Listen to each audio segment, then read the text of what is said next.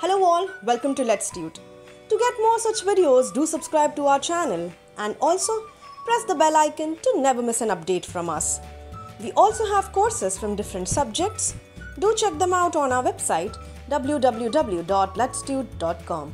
So, let's start with today's session. I want you to close your eyes and imagine the monsoons. There is a light rain and then the sun comes out. You look up into the sky and see a beautiful rainbow.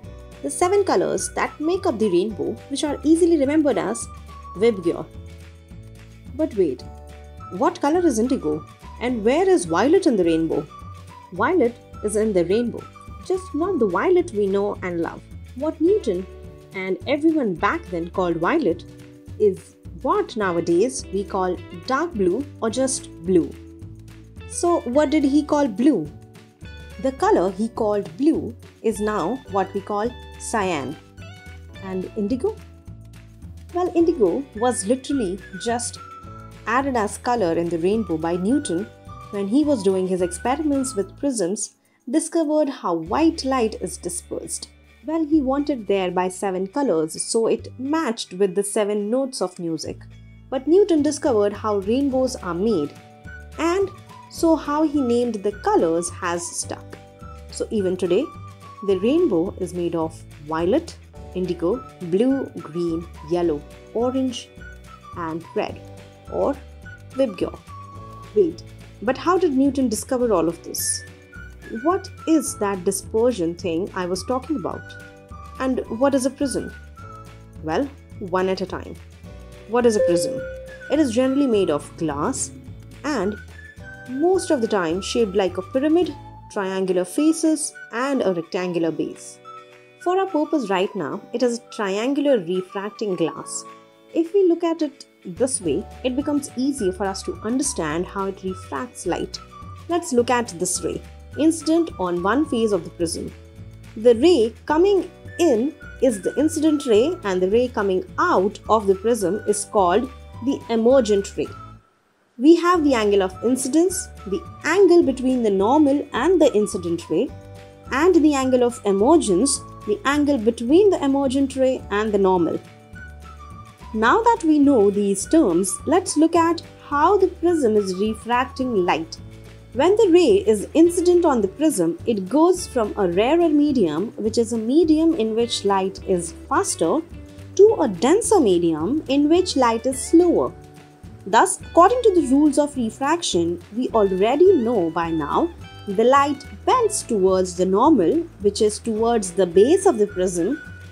Then when it hits the other side of the prism, it is going from the denser medium to a rarer medium. Thus, now it will bend away from the normal and thus further towards the base of the prism. This is the most basic way in which a prism refracts light.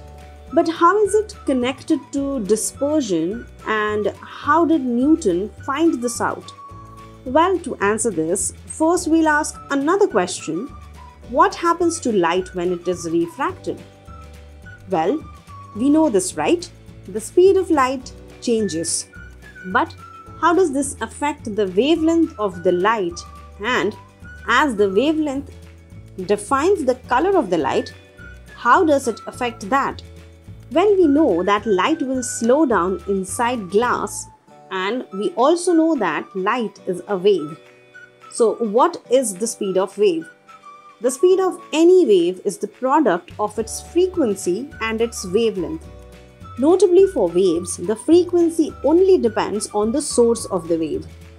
So for light, the frequency does not change when going from air to glass. That means if the speed of light is changing and if the frequency of the light will not change, the wavelength has to change according to the formula. Thus, if the speed of light is going down, the wavelength of the light must also go down. And this brings us to the interesting conclusion that the refractive index of glass must be different for different wavelengths of light. Why? Well, the way we define the refractive index is speed of light in vacuum divided by the speed of light in the medium. Again, if the frequency is not changing, the frequency would get cancelled out from the numerator and we are left with only the wavelengths. Thus, the refractive index is different for different wavelengths.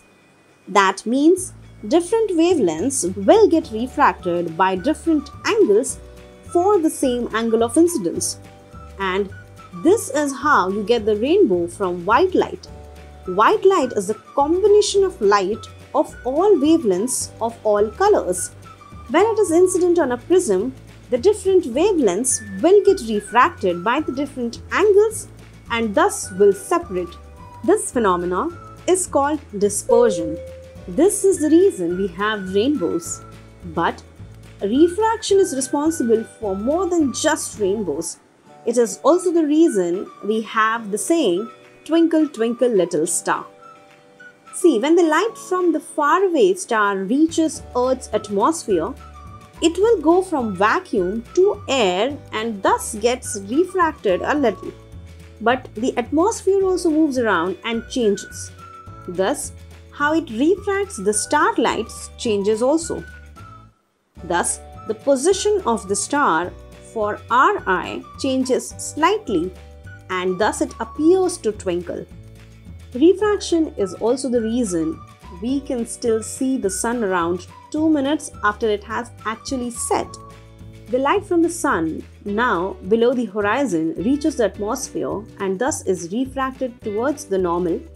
This means it bends down and thus to our eyes it looks like the light comes from above the horizon and thus the sun seems like it is above the horizon even though it has actually physically set.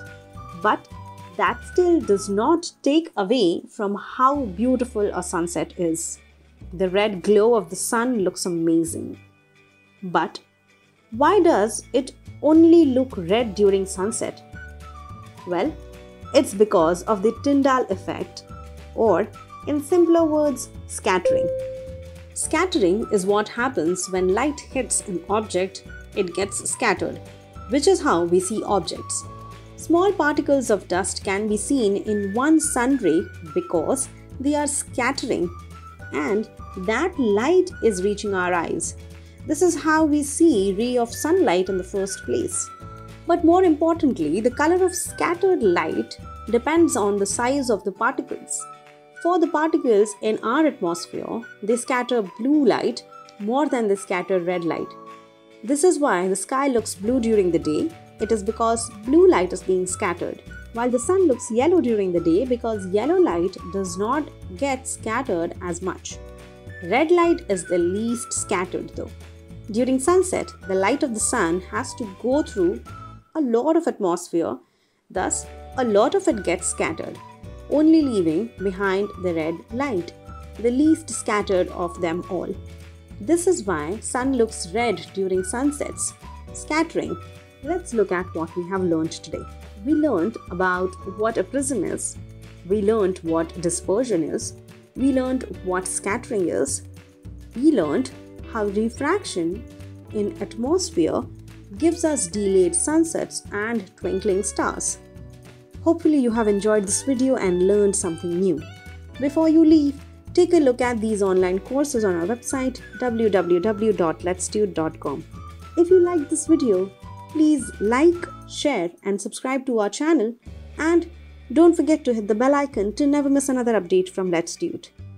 Till then, keep watching, keep learning and follow your curiosity. Thank you.